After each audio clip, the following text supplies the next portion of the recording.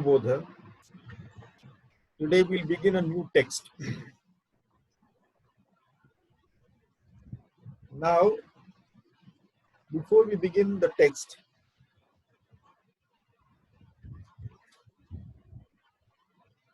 when analyze this, there are three types of people in this world: Ajnani, Jidnyasu, and Jnani.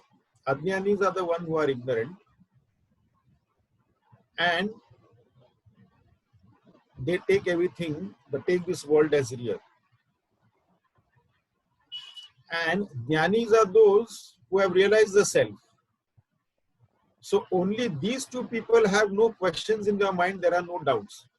There are no doubts or questions in the mind of an Ajnani, nor in the mind of a Jnani. The doubts are there, the questions are there in the mind of an Jidnyasu, who doesn't accept things as they are. So who have suspected there is something beyond the apparent what we see, there is some reality beyond that, and then has to question everything. And those are the Jidnyasus who are seeking the truth behind everything, about not only the world of phenomena, but about his or her own existence itself. Scriptural text and the study is directed for this Jidnyasu, not for the Ajnani, not for the Jnani. Jnani doesn't need it, and Ajnani will have no need for that because he has taken everything as real. So this is the beginning point. When we have absolutely no doubt about this world being real, then of course there will be no questions. But once we have a doubt regarding that, when we start questioning people, that since when has this world come into being? Who am I? Where have I come from? Is my existence limited here between the womb and the tomb, between the birth and death? Those are the questions that we need to answer. We see so many miseries, sorrows, and pain all around us. Is this existence to just experience pain and suffering? Or there is something beyond that? There is some more purpose beyond that. We do not know. So that is the question what a sincere seeker would like to ask. And that is how he comes to the part of studying the scriptures. The solution we can find only in the scriptures when we study it thoroughly, because it guides our direction of our thoughts, about our thinking, about our reflection, about our contemplation. So there has to be a guide for that. So the scriptures are very good guides for us, which will direct our thinking. And eventually we'll come to the conclusion about the reality of this existence. Now, last time we had just begun this text when that internet was not working. So this particular text, Drig Drishya Viveka, as I said last time, it is an exposition of the main theme of Saraswati Rahasya Upanishad of Krishna Yajurveda. So it is also called as Vakya Sudha, or the nectar of Mahavakya. Vakya here means not any sentence. It is the Mahavakya. The four Mahavakyas, on the concluding day, when we did the question answer session, we saw the four Mahavakyas from four different Upanishads belonging to four Vedas and so on. So it is the Vakya Sudha, or the nectar of Mahavakya. So in this particular text, there are total 31 shlokas are there, out of which shlok 13 to 31, barring 3 shlokas, which is the 14th, 21st and 28th, they are all verbatim mantras from 52 to 67 from this Saraswati Rahasya Upanishad. Exactly. So Drig Drishya Viveka, one can say, is kind of a bhashya or a commentary on this Saraswati Rahasya Upanishad. Now, Viveka is discrimination. Discrimination between two things. If there is a mixture, it is very easy. If the mixture are dissimilar, absolutely different, then it is very easy to separate them. If you mix rice with wheat, they are different in color and size and shape and things like we can easily separate it out. But if there are two, a mixture is such that we cannot easily separate, then it becomes a problem. then we'll have to go at a subtler level to separate them. Similarly, now, as regards our own self is concerned, now to separating wheat from rice is easy. But how about there are two entities which are mixed up together in such a way that, and we find it very difficult to separate it. One is the gross body and one is the self, the pure self, pure consciousness. So that mixing has happened in such a way that if we take it as one, in such a mixture, in solutions also certain solutions are there, you can't separate them out. When two gases come together and then a liquid is formed, we cannot easily separate out. So hydrogen and oxygen come together and form water, but then water is there. We can separate the hydrogen and oxygen from that, but it is not an easy thing to do. There is a process for that. So it becomes difficult. Similarly, the separation of the self from the body. Separation of the self from the body means understanding it, not separating it, because there cannot be any existence apart from the self. So there cannot be any other existence apart from the self. So therefore, it is not easy. We say that by Viveka, we can separate out what I am and what I am not. That can be done by Viveka. It is not separating the body, and these two things cannot be separated out, because nothing can exist other than apart from the self, because self itself is of the nature of Sat, that is existence. And anything apart from that Sat becomes automatically Asat, that is non-existent.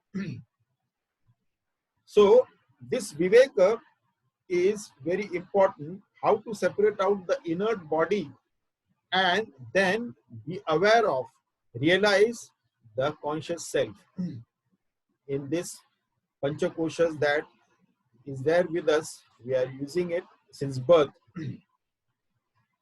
Now, having said that, we will begin with the first shloka. Now, the tradition is that a student approaches the master, and traditionally they approach with the firewood. That is the tradition. And then after, the Shishya stays with the masters for some time, and at a convenient time, then he will ask a question to the master regarding the self. So that is how that was the ancient system. So it is not that these days people land up and immediately start asking questions. PhD level questions, when they are in that senior KG or first standard level, they want to ask PhD level questions. Here, the ancient times, it was not like that. The disciple will approach the master, spend some time there, do some seva there, and then at an opportune time, of course, the master knows what the purpose is that he is around. So, at an opportune time, when the disciple asks the question, then the master answers. So, the teaching commences after that. So, we'll enter into this text, Drig Drishya Viveka. Having this background, first thing is that to understand why we need to study the scriptures, why we need to have this Viveka, is that all of us are suffering in one way or the other. Something or the other is always going on. Some people may have health issues, some people may have financial issues, some people may have relationship issues, something or the other is going on. Suffering is always there. So, because it is of the nature of suffering only, Dukkhayatana, as Lord Krishna himself has called his body as Dukkhayatana, an abode or a counter to experience suffering, pain and suffering. So this is what it is. And because of this, we want to find a solution. All our suffering is because of our own ignorance. And we want to find a solution, a permanent solution, not a temporary one. Not quick fixes. Like what the modern medical system do is that they are into quick fixes. Now I'm having a pain. Can you give me some painkiller so that it can kill the pain? It doesn't kill the pain. It dulls the pain for some time. And as soon as the effect wears off, again the pain will manifest. So like that, we don't want any quick fixes. We want a permanent solution for everything. And that permanent solution can come only through the knowledge of the self. That is the permanent solution for everything. People come for temporary problems, temporary solution. Nobody wants permanent solution. At the moment I have this problem, please solve it. But why don't you have a permanent solution for everything? No, that I don't need. At the moment only this one. So this is what it is. If we analyze why we suffer in life, it is only because of ignorance. Ignorance is the cause of our suffering and nothing else. If we have the perfect knowledge, we'll never suffer in life. It is not that miseries will not come in life. Miseries will come anyway. If the body has manifested, sorrow, pain and sufferings will be there. But that is not the issue. Once we have that knowledge, even though the miseries will come, we will not be miserable. That is the biggest difference between a great saint, sages and masters. Great saints, sages and masters and ordinary people. What is the difference? In both their lives, miseries will be there. Whether it is an ordinary human being or great saints, sages and masters, the miseries will be there. But the only difference is that when the miseries come in the ordinary people, we become miserable. When miseries come in the lives of great saints, sages and masters, they don't become miserable. That is the only difference. And what has prevented them from becoming miserable is only this knowledge of the self. That has prevented them from becoming miserable. So we have to reach that goal that things will be there, of course it will come, but at least we will not be miserable. First slok we'll take for discussion now. Rupam drishyam lochanam drug tadrishyam druktu manasam drusyadhi vruttaya sakshi drugeva natu drishyate.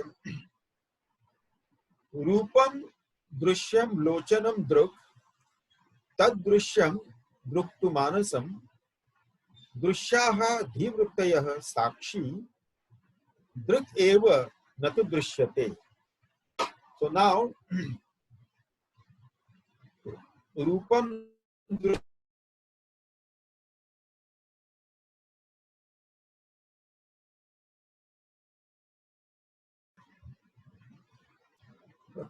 so here Rupam Drishyam, all the colors and forms are the seen and the seer is the eye. Eye is the seer and colors and forms are the seen. Tad Drishyam Druktu Manasam. Now, eye is the seen and the seer is the mind. So, seer of the eye is the mind.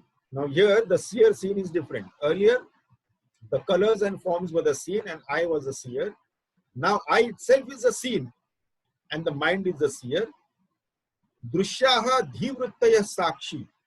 Now the thought that is there in the mind.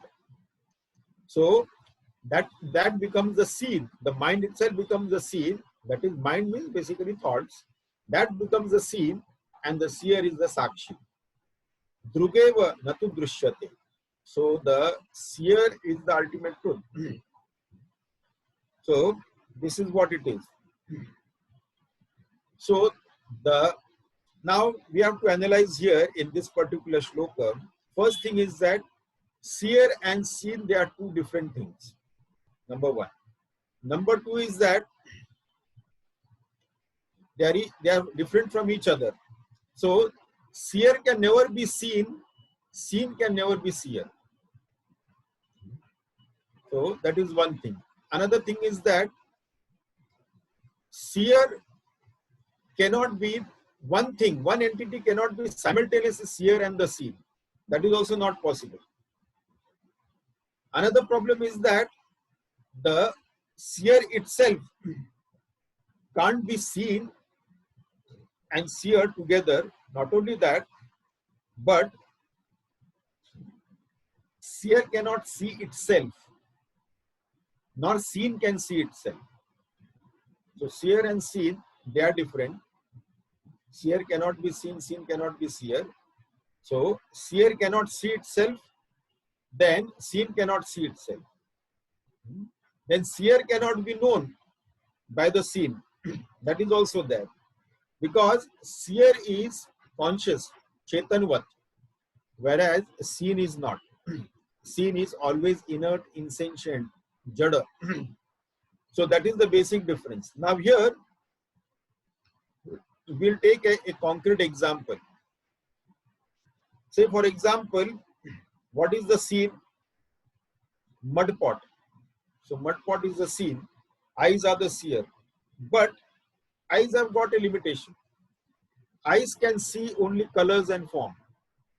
So eyes will see a brown structure, a brown circular structure, something like that. It is the mind which will recognize that structure as spot. Eyes will only see a brown circular structure and mind will recognize it as spot. So eyes have got its own limitations. It can only see colors and forms and nothing beyond that. So this is the limitation of the eyes. So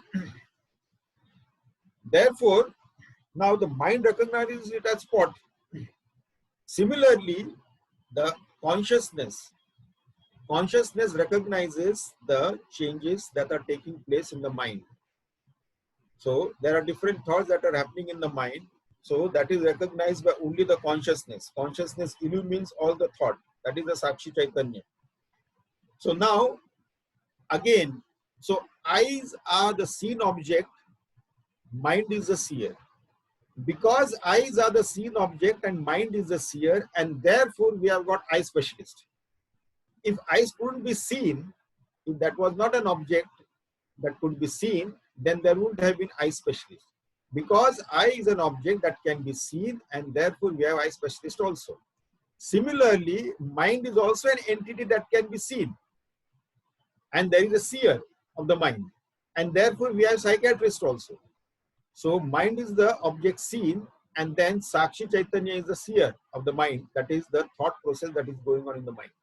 So this is what it is. This proves that they are the objects. So eye is also an object, and mind also becomes the object seen. Both become the seen, and Sakshi Chaitanya is needed to know it. So similarly, the seen can't be seer. Therefore, now, why seen can't be seer? Now, why we are saying that? Because though the eyes are the seers of the colors and form, and mind is the seer of the eyes, though they are apparently seers, but they are actually seen. They are also object seen. They are not the ultimate seers. They are the object seen.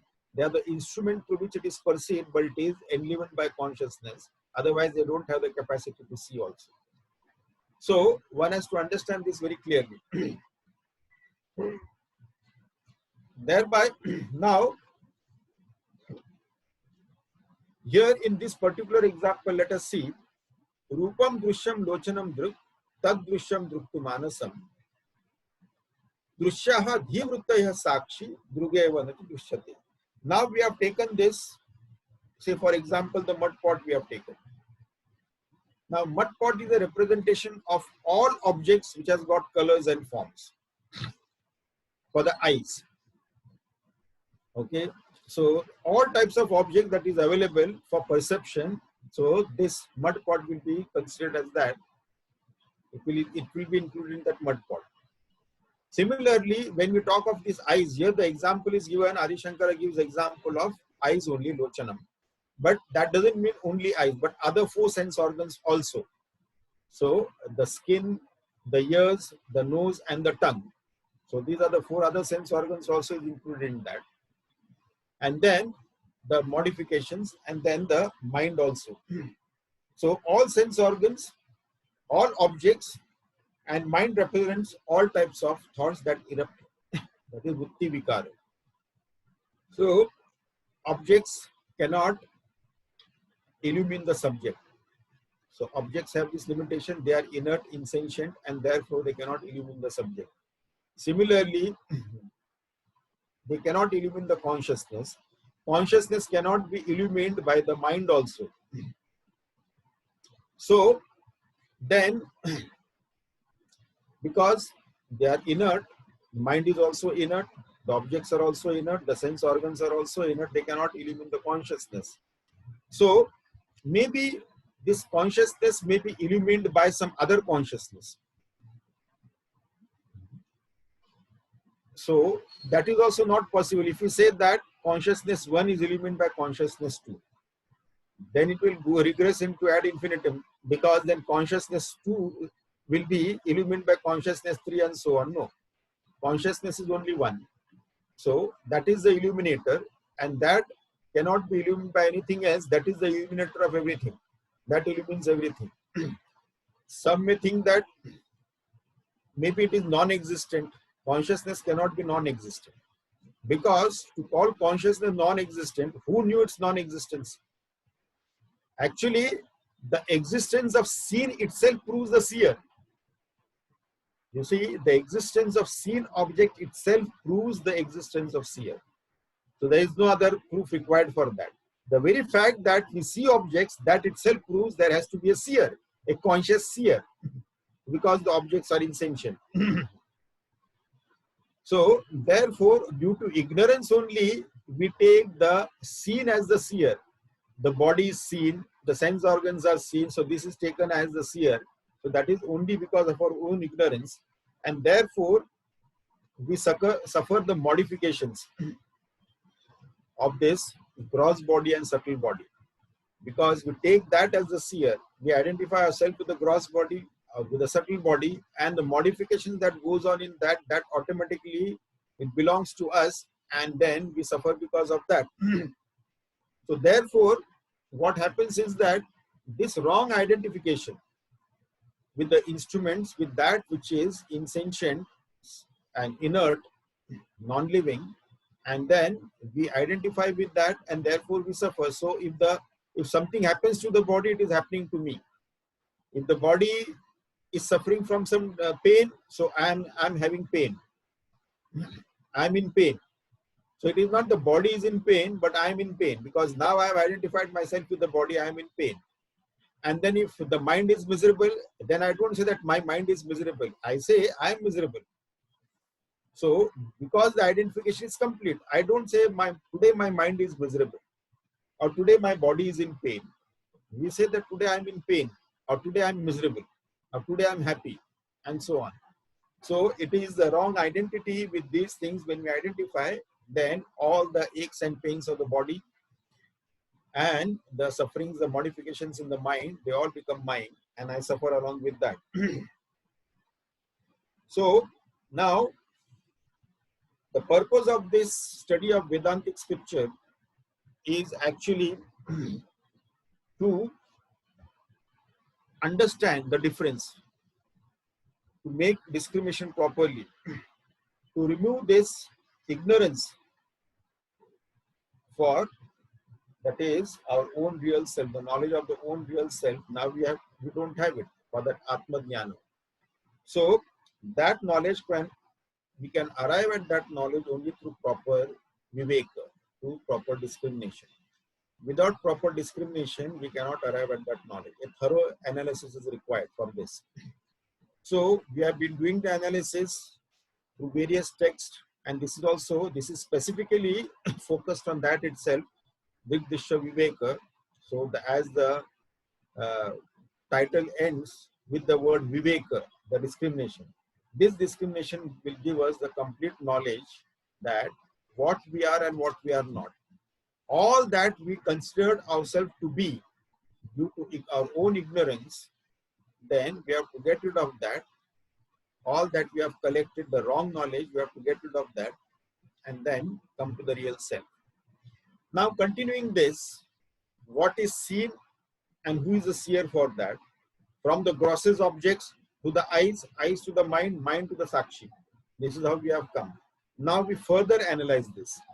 In the second shloka, Adi Shankara says, Neela Pita Stula Sukshma Rasva Dirghadi Bhedatah Nana Vidhani Rupani Pashet Lochanamekadha. Neela Pita Stula Sukshma Rasva Dirghadi Bhedatah Nana Vidhani Rupani Pashet Lochanam Ekadha. Now, the sense organs are the seer and the sense objects are the seen. Here, colors and forms, Neela, Pita, yellow, blue, yellow, stool, gross, subtle, rasva, small, long, short, long, etc. differences. Nana vidhani rupani pashyet lochanam ekada. All these different colors and different forms of different shapes and sizes and weight and everything is seen by one eye, one set of eyes. Okay, so one set of eyes sees all these different colors and forms. We do not need different sets of color.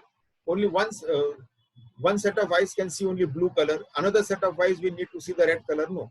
Same set of eyes will see red also, blue also, yellow also, short, and all types of say shapes and sizes and all forms. Everything can be seen by that one set of eyes only.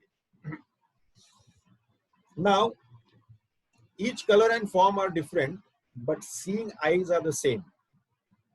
We do not need separate sets of eyes for that. And eye is unaffected by what it sees. If it sees something which is red, eyes don't become red. If the eye sees the sky which is blue, the eye doesn't become blue. So it is not affected by what it sees. So the object seen, depending upon whatever the color, shape, size, quality it may be, whatever the eye sees, the eyes are not affected directly by that particular object, by that color or form of that object. So that is not a problem here. So it remains unaffected by that. So eyes may see something spherical, but eyes don't become spherical, or something cubical, but eyes doesn't become cubical in shape. The colors also doesn't adopt like that. So they may be different, but it will remain the same, one set of eyes. Now the same eyes, now we have to also use this for other sense objects also, for the ears, the objects for the ears, all types of sounds for the ears, all types of smell for the nose, all types of taste for the tongue, and all type of sensation of tactile sensation or the sensation of touch to the skin. So skin is the same, and the tactile sensations may be different. Tongue is the same, the taste will be different. Nose will be the same, the smells will be different. Ears will be the same, the sounds will be different. So it doesn't need different sets of ears or sense organs, other sense organs. Similarly now, this is regarding the sense organs and the sense objects. Now as regards the sense organs and the mind is concerned, here what Adi Shankaracharya says in the third shloka, Andhya mandhya patutveshu netra dharmeshu chaikadha sankalpayen manah sankalpayen manah shotra vagadau yojatamidam. Andhya patutveshu netra dharmeshu cha ekada sankalpayet manah shotra vagadau yojatam idam. Now andhya is blindness. Andhyam is blindness. Then andhya is dullness. Patutveshu, sharpness of the eyes. So eyes may be blind, can't see, or there is dullness, not seen clearly, or eyes are very sharp, can see very clearly. They are the netra dharma. They are all the characteristics of the eyes. But the mind is one which knows this. Now when the eyes itself become the seer, the seen, then the mind is the seer of different modifications of the eyes. Earlier, the different objects were there, but the eyes were, one set of eyes was there to see all that objects and their modifications that is going on. But now the eye itself has become the seen, the object, and the mind has become the seer. So eye itself doesn't know the changes that is taking place in itself. So it is the mind that knows that eyes can't see properly or the eyesight is failing. Maybe now the eyes need to be tested and a pair of glasses has to be ordered and so on. That is the mind knows. Now this is only as regards the eyes are concerned. Similarly, it will be regarding the other sense organs also. So now first is that the eyes, since we have started the example with eye, so different characteristics of the eye, different status or conditions of the eye, blindness or dullness or sharpness of the eyesight and so on, it is known by the mind. Now let us look at the ears. Ears are very sharp, it can hear all types of sounds. So for the ear, again, there are different objects, but ear becomes the scene for the mind. Now, sometimes the ear is hard of hearing, can't hear properly. One ear we can hear properly, another ear somebody cannot hear properly. So the differences are happening, the hearing loss is there or semi-loss is there. So this is known by the mind. All the modifications that are taking place in the ear is known by the mind. All the modifications that are taking place in the eyes, that is again known by the mind. Similarly, twag, the skin. Now again, in the skin also, through the skin, we can feel all the touch and everything like that. But the problem that arise on the skin, different types of itchiness, burning sensation, irritation and so on, that is known by the mind. The different types of skin diseases that appear on the skin, that is known by the mind. Skin senses all the tactile sensations, but skin itself undergoing modification, having different types of diseases on that, that is known by the mind. Now, then we have this nose. Nose get different types of fragrances, different types of smells. Stinky also smell, fragrant smell also, but of course nose is not attached to anything, nose is not affected by that, it is perfectly capable of smelling all types of smell. And then, but if the capacity for the nose deteriorates, that is there is some issue with the nose, if there is swelling within the nose, then it becomes hard of smelling. During cold, when we have got severe cold, and then we can't smell things properly. That is because the bone within the nose, the eustachian bone, that swells, and because of that, the smelling sensation is not there. So all these modifications that are happening in the nose, that is again known by the mind. So similarly, then we have the tongue. Tongue can have different types of taste. So all the taste, sour, sweet, bitter, salty, and so on, pungent, astringent taste, that is known by the tongue. But when tongue itself goes undergoes modification, it gets burnt, or there is some irritation, or there is some ulcers on the tongue or something like that, then it is known by the mind. So that is known by the mind. So then the tongue becomes the scene and the mind becomes the seer. So similarly, all these 5 sense organs, the seer is one mind. So this is known by that. And again, behind the mind is of course the Sakshi Chaitanya. Now whatever is happening in the mind, that we have to analyze. Whatever is happening in the mind is again, there is a seer for that. So in the 4th shloka, now we'll take this mind itself for study. Mind becomes the scene and Sakshi Chaitanya or pure self becomes the seer. Now here, first we have seen the objects, the eyes were the scene, and then the mind was the seer. The sense organs were the scene, the mind was the seer. Now here, the modifications of the sense organs also was the mind was the seer. Now here, mind itself becomes the object seen, and the seer is the Sakshi Chaitanya or the pure self. In 4th shloka, what are the modifications that the mind undergoes? Kama sankalpa sandehau Shraddha Shraddhe Dhruti Tare Dhri Dhirityave Madi Bhasaye Tekada Chitihi. Kama Sankalpa Sandehau Shraddha Ashraddhe Dhruti Itare Dhi Dhihi Iti Evam Adin Bhasayati Ekadha Chitihi. Now, Kama, desire, sankalpa, determination, sandeha, doubt, shraddha, Shraddha is the faith with the element of surrender. Ashraddha, it is loss of faith.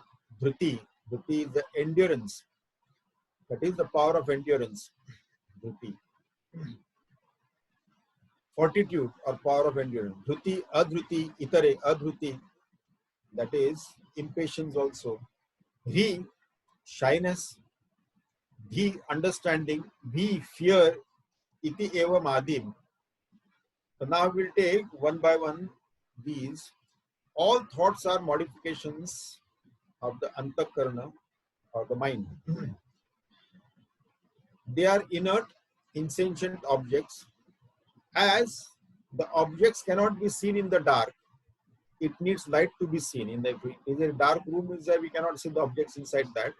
We have to have a light there. Similarly, the thoughts that are there in the mind, the thought modification that is taking place in the mind, it cannot be known unless it is illumined by the light of consciousness.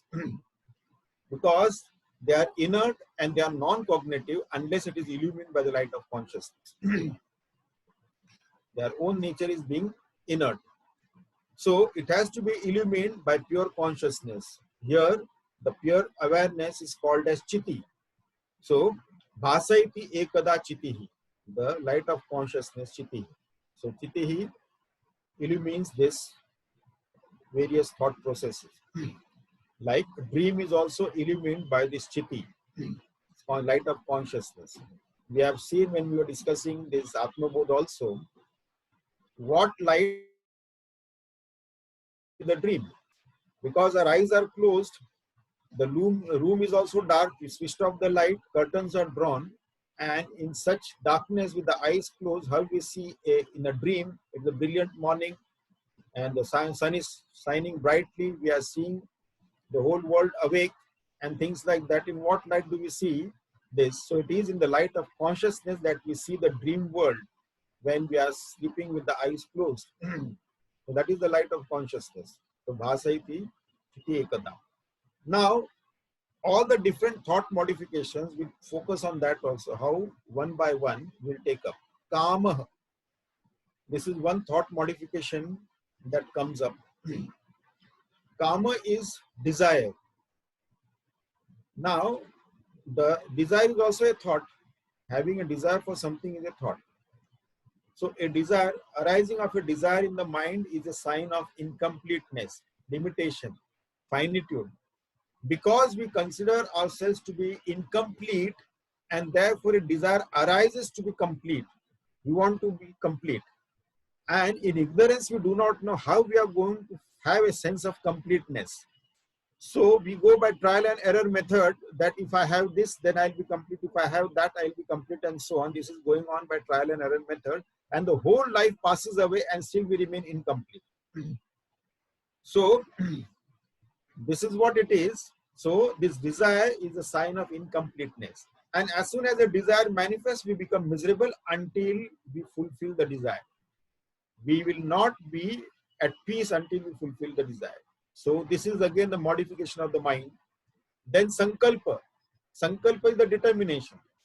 Okay, we undertake something. I will do every day. I will do 10 malas, 11 malas every day. That is a sankalpa we take.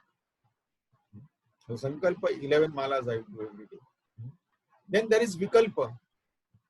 But I am a grihastha, I have to go on duty also and then come back and lots of time goes into that. How will I find time for that?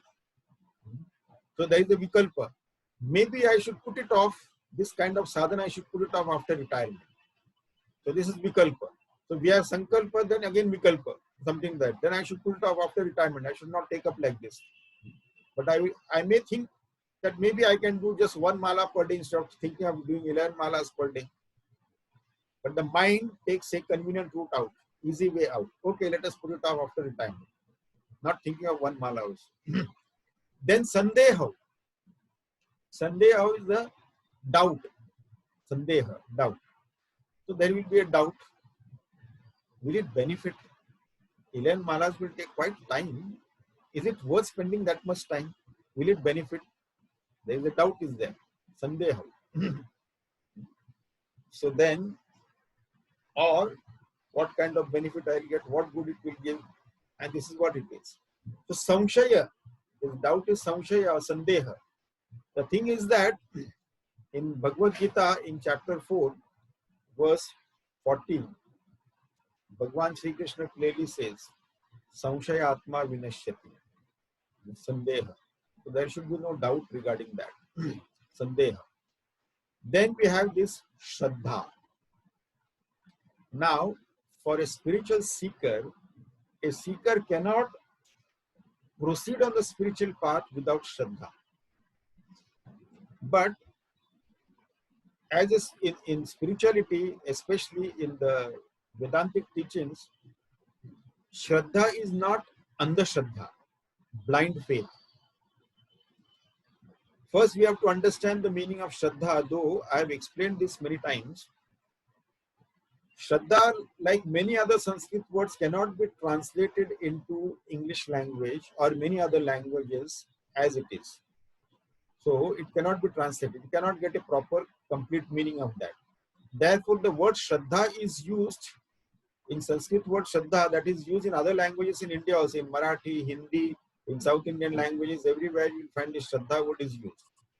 Now, when we translate it into English, it may loosely become faith, but faith will not convey the complete meaning of the word Shraddha. The meaning of the word Shraddha will be complete when you add faith plus element of surrender. Without the element of surrender, the meaning of Shraddha is incomplete. So, faith plus element of surrender, that has to be there. And then again, this faith, as I said, it is not a blind faith. This is not Andhashraddha. So now first we have to understand what is this faith plus element of surrender. We'll take a couple of examples, which some of you may already know because I have spoken of so many times about this. So just plain Shraddha or plain faith or Vishwas. Vishwas plus the element of Samarpanam. Plus Bhava of Samarpanam has to be there. Without the Bhava of Samarpanam, that Vishwas, that Shraddha meaning is not complete. So only Vishwas is not complete. Vishwas plus the Samarpanam Bhava or the element of surrender. So faith plus element of surrender becomes Shraddha. So now, one example is that the difference between the two, whether the Shraddha is there or not there, whether such type of Shraddha is there in people or not. Once it so happened that our Parvati Amma, she asked our Shiv Baba that it is said that if you take a dip in Ganges, all your sins will be washed away. Do people have such Shraddha? Do people really have that Shraddha that as soon as they take a dip in the Ganges, all their sins will be washed away? Do they really have that Shraddha? So, Shiv Baba, Shivji didn't give a direct answer. He said that let us go and find out whether they really have the Shraddha or not.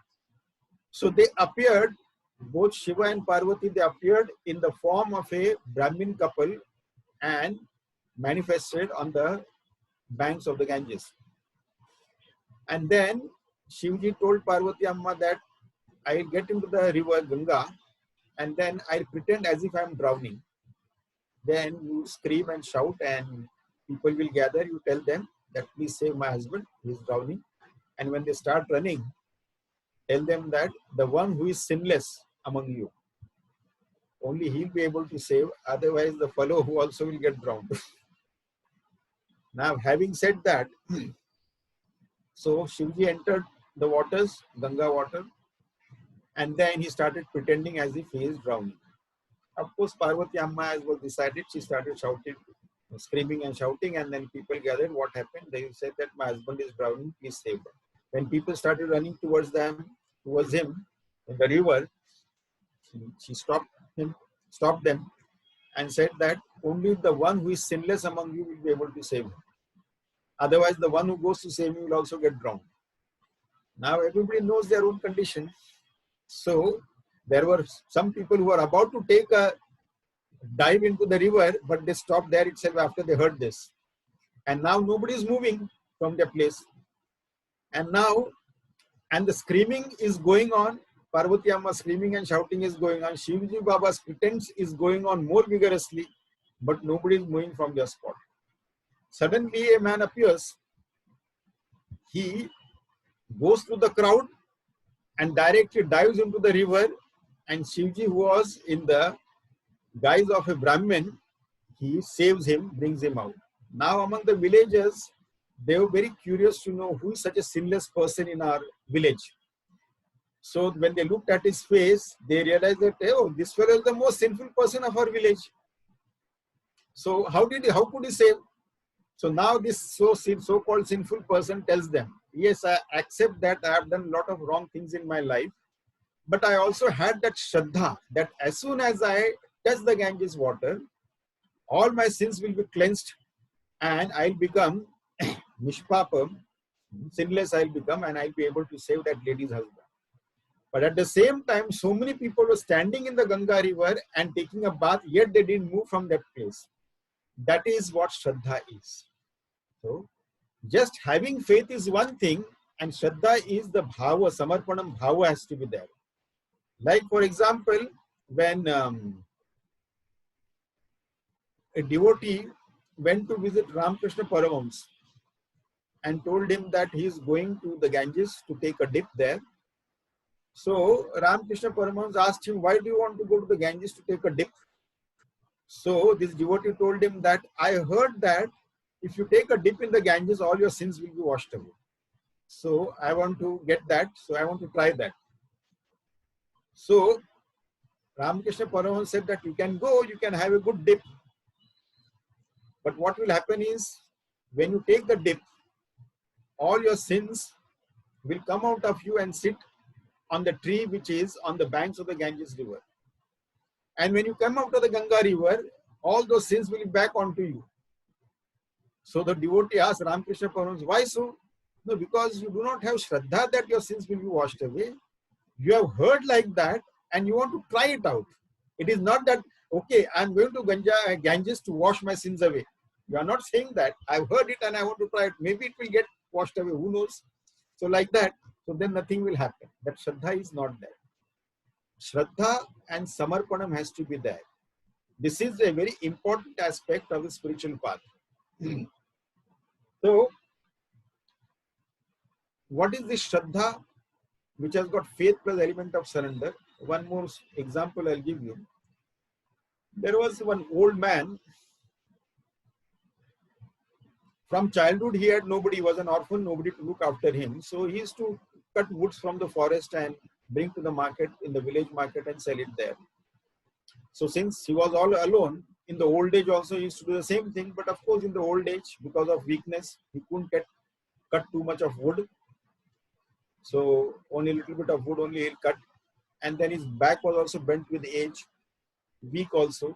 And little bit wood only he could carry, but somehow he was managing to keep his body and soul together.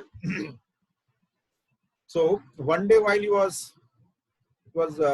he loaded the cut wood on his head and he started walking towards the village market. It was a hot summer day, afternoon time. He was sweating, profusely sweating all over.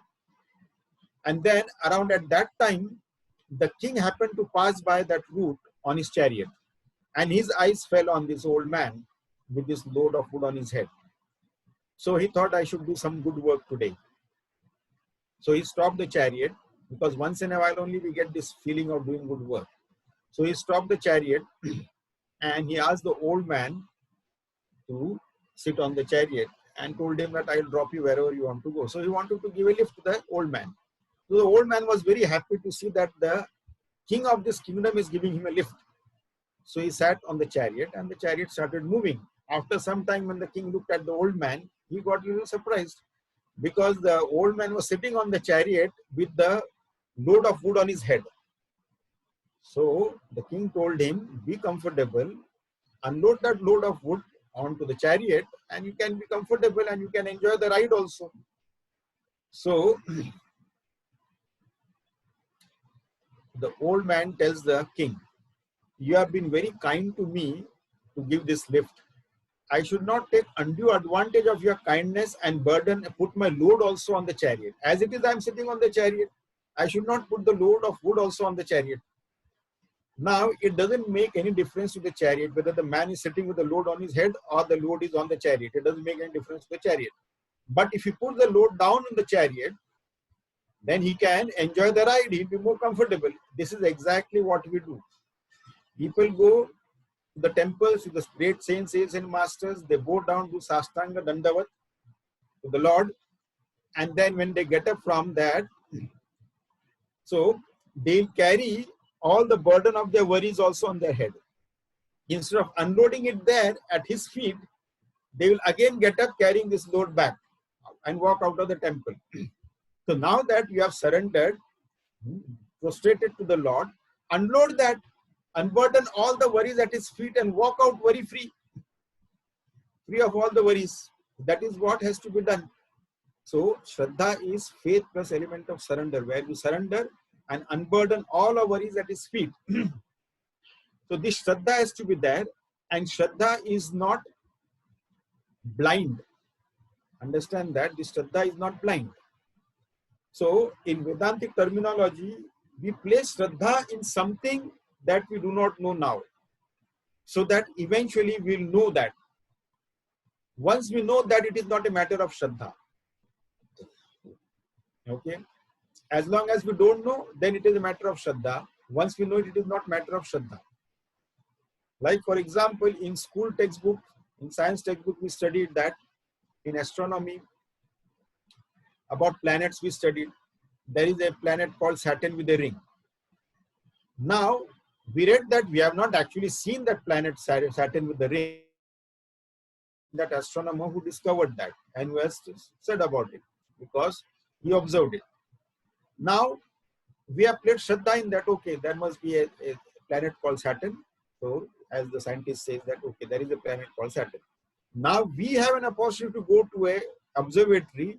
We see that through the telescope, and then we confirm it. Yes, I have seen it personally. There is a planet called Saturn with a ring. So now, it is not a question of Shraddha. It is a question of my knowledge. I know that there is a planet called Saturn because I have personally seen it through the telescope. It is not that something I have read in the book. Similarly, we don't say I have Shraddha in the law of gravity. No, I know law of gravity. It is not a question of Shraddha. So, like that it is. So, this Shraddha in Vedantic terminology is only a temporary thing until we know it. Once we know it, it is no more a matter of Shraddha, but it is direct subjective knowledge. It is our direct knowledge. Then there is no question of any Shraddha. The Shraddha is temporary, but then we have to keep it. Now, Shraddha has to be there in 4 things. What are those 4 things? First is that Shraddha has to be there in the existence of the absolute truth. So, the first thing is that the Shraddha has to be there in the existence of the absolute truth. Now, Ashraddha begins from here itself. We call it absolute truth or God or supreme reality or whatever we may call it. So, that is Shraddha. So, it is absolute truth or supreme reality. So, that has to be there. Now, Andhashraddha or the Ashraddha begins from this here itself. I don't think there is something called as God. I don't think there is something called as absolute truth. Whatever we experience, we see and experience, this is the only reality to that. There is no absolute truth or anything like that. Or regarding God itself, I don't know whether God is there or not there. Whether someone called God created this world. Why did he create this world? If he was alone and happy, where was the need for him to create this world? Okay, if he created this world, okay, whatever may be his wish. Why did he create me? Where was the necessity to create me? And then, if he created me, why should I suffer in this life? Why am I suffering like this? If he has to create me, he should have created me in a happy mood all the time. But he has created me with all the suffering. Where was the need? At least he should have asked my permission whether I should create you or not. So, these type of questions will start coming up. That is Ashraddha. So, one has to understand that if you think logically, if you think intellectually, rationally, the first person who must have thought this way, everything in his entire existence moves with clockwork precision. So if everything moves with clockwork precision, all the planets, the solar system, the rotatory motion of the earth, the different season comes according to that, the elliptical revolution around the sun and so on, all works in such mathematical perfection that everything is going on. So there has to be a cosmic intelligence behind it. This cosmos is not a chaos. It is a cosmos of order. So there has to be a cosmic intelligence behind that. The first person who must have thought in those terms, he conceived, or he must be called as the father of all religion, conceived the concept of God or whatever.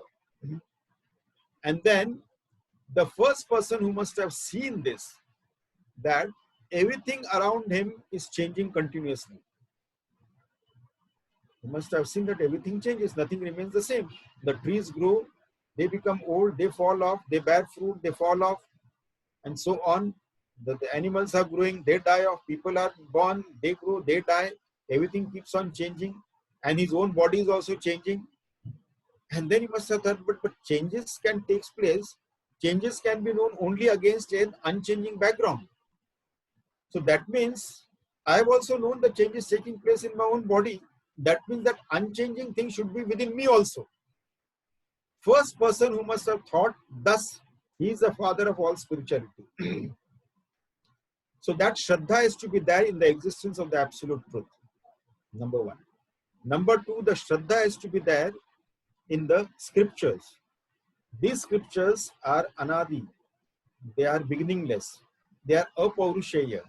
It is not that somebody has sat somewhere under the tree and wrote it. The Vedas, the scriptures, they are apaurushaya. They are revealed text. It is a revelation. It is a revealed text. So it has to be understood that way. Revelation. So these scriptures, they have come to us from thousands of years. They have come to us. Now, if we have Ashraddha in the scriptures itself, we don't know how this. Those days there was nothing like that. There was no printing technology, nothing like that. How can we believe that these scriptures have come from the thousands of years old? It is very difficult to accept it. Now the thing is that in Satyuga, the memory power was very sharp. In Satyuga, whatever Guru used to say, the disciple used to remember it verbatim. So therefore, they didn't need any return text or anything like that. So thus this knowledge was transferred from the Guru to the disciple continuously. So that is how it was coming in Satyuga. By the time the Treta Yuga came, slightly it started affecting the memory, slightly, not much. So then they started expounding this knowledge in the form of shlokas, so that it is easy to remember the shloka and then you can expand on that. So that is how the people who expound on the scriptures, they sit on the Vyaspit. So making the Vyas, expansion of the shloka. So you remember the shloka and you know the complete description. No need of remembering the entire discourse by that Mahatmaji. Instead, it is condensed into one shloka form and the whole discourse is there. So that way. So it was condensed in the form of shlokas. So that came and the shlokas were available. So you just, so that the students, the disciples, they remembered the shloka and then they knew how to expand on that and understand the meaning and so on. Then the Treta Yuga went off. Then came the Dwapar Yuga. It started affecting the memory a little bit worse it became. So now they needed to have something written somewhere. So they started carving the shlokas or verses or mantras or sutras onto the walls of the temples and so on. So that if you forget, you can go to the temple and read there. And now we came, after that Dwapar Yuga came the Kali Yuga. And Kali Yuga has affected our memory so badly that now we go from the living room to the bedroom and then we forget for what purpose I came to the bedroom. It has become so weak now. But here again, with Lord's grace, He gave us printing technology also. So now we have the same scriptures in the form of printed books. So we can keep one copy of each book in the bedroom, in the living room, in all the different rooms we can have. So whenever we tend to forget it, we can simply open and check. So like that. So we have to have this Shraddha on the scriptures. They are apaurushaya. There are no personal authors to this. They are revealed text and they are ancient. So that Shraddha has to be there in that scriptures as well. Number 3, we need to have Shraddha in the Guru or the teacher or the Acharya. Sadguru, we have to have Shraddha in him also. So if you do not have Shraddha in the teacher, then we cannot learn anything. It is our own experience. In schools, we must have experience. Always we have some favorite teachers. And if that favorite teacher is teaching us even a difficult subject, we try to perform well in their subjects because we want to keep them, we want to please them because it is our favorite teacher. We like them very much. So we want to please them. So we'll perform well, even though they are teaching difficult subjects. And some teachers whom we don't like, even though they may be teaching easy subjects, we may tend to not perform that well there. So this favoritism is there. So that Shraddha has to be there in the teacher also. Without that, we cannot learn. Why that Shraddha has to be there? If we have Shraddha in the teacher, then we'll pay attention, we'll be alert all the time. Because what we are dealing with is very subtle subject.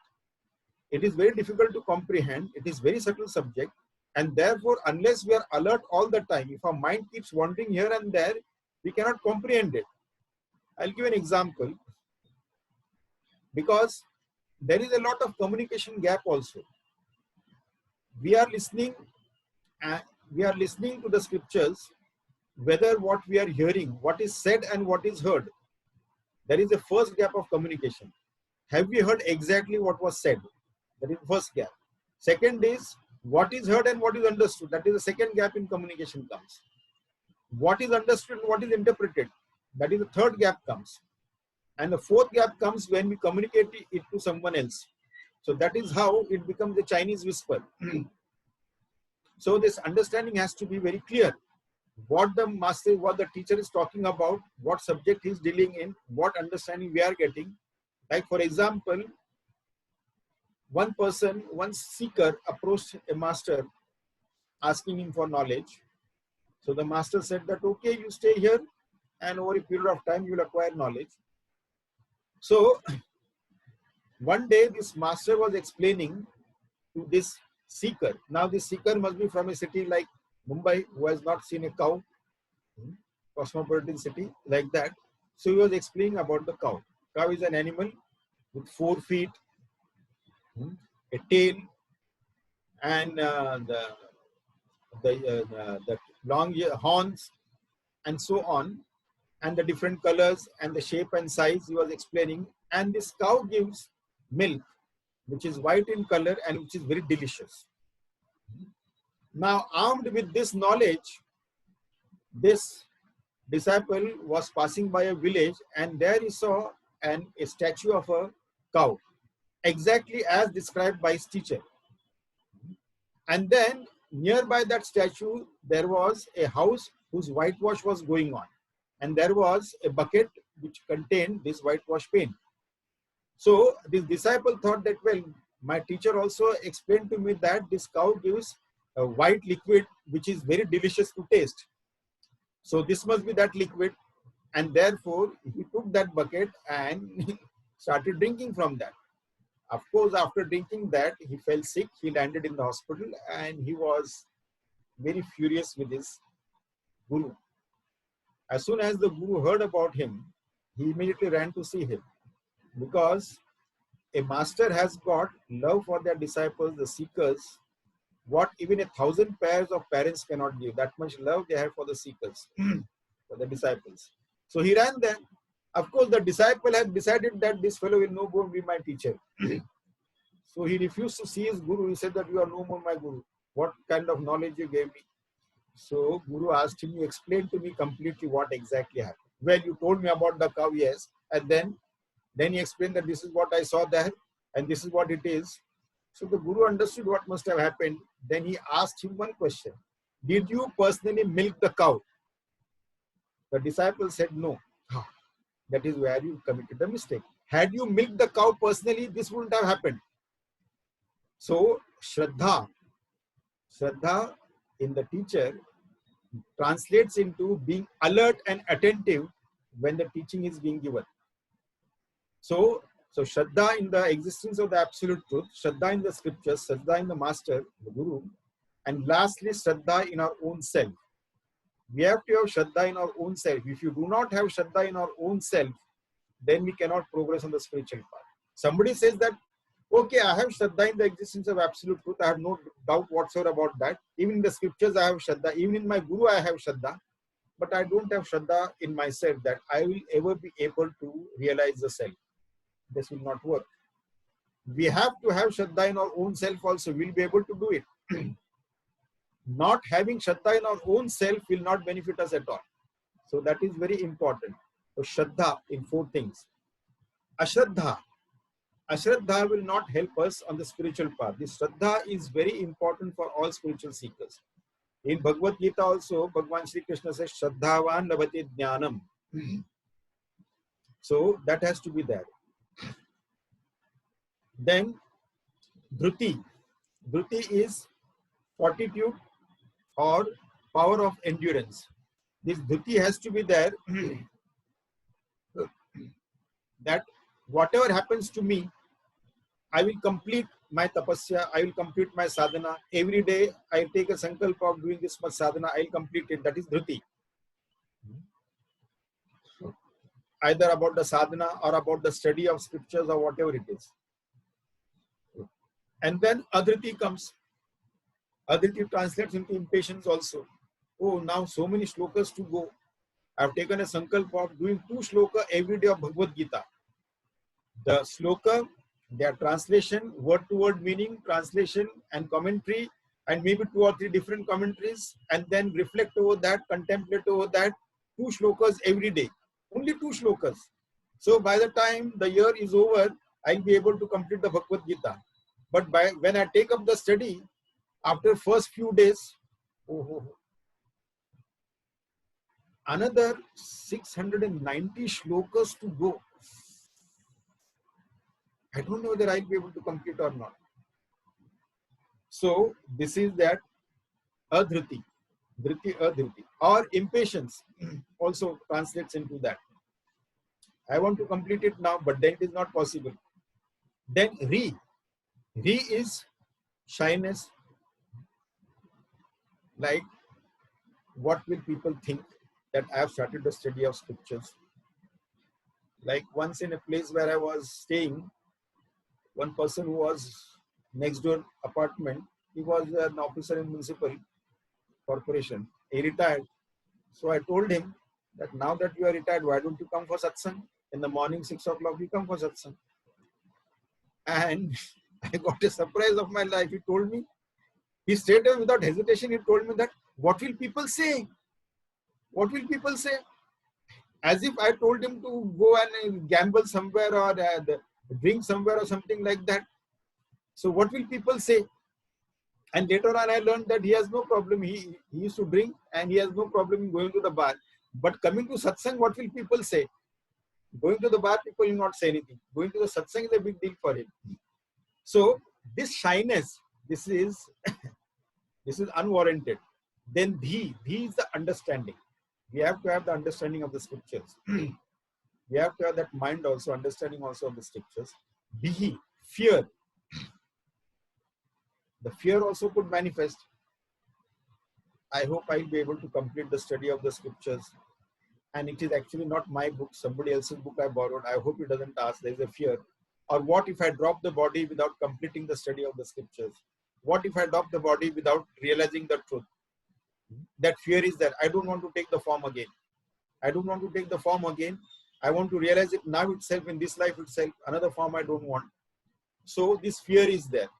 So Hri, Dhi, Vihi, Iti, Evam, Adim, etc. includes then Krodha, anger. This is also modification of the mind. Krodha, Lobha, greed. Then Mada, Moha, delusion. Mada, arrogance. Matsarya, jealousy. These are the modifications of the mind. Then Bhasayati Ekadha Chiti. So all these modifications of the mind, the thought modifications, they are all illumined by one consciousness, Chiti. So Kama Sankalpa Sandeha Shraddha Ashraddhe Dhiti Itare Bhi Gihi Bhi Iti Evam Adim Bhasayati Ekada Chiti. Now, here,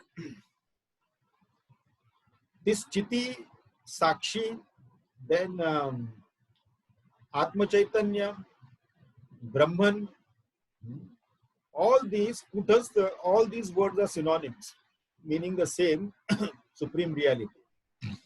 So, therefore, I as the Chiti, as a consciousness, I am the illuminator of all these things. Therefore, of course, I can't be the seen. That is the 5 different types of objects, Shabda, Sparsha, Rupa, Rasa, Gandha, and the sense organs, 5 different sense organs which sees these objects. So this I cannot be. I cannot be the mind and its modification, I cannot be. So none of these I can be. So this I, the ego, I cannot be, and the thought modifications also. I, the ego, its presence or its absence also I cannot be. That is also vritti only. They are all illumined by consciousness. I cannot be any of these. So, this consciousness illumines the ego also, the thought ego. This thought ego is born every moment. With every thought, ego is born, and every thought it dies. With every experience, ego is born. After every experience, the ego dies. It is not one continuous ego experiencing everything. But it is happening so fast, it is giving an illusion that it is the same thing, same ego. It is born and it dies every moment, this ego. And I, the Shuddha Chaitanya or the pure consciousness, I illumine this ego also, this ego thought also. So,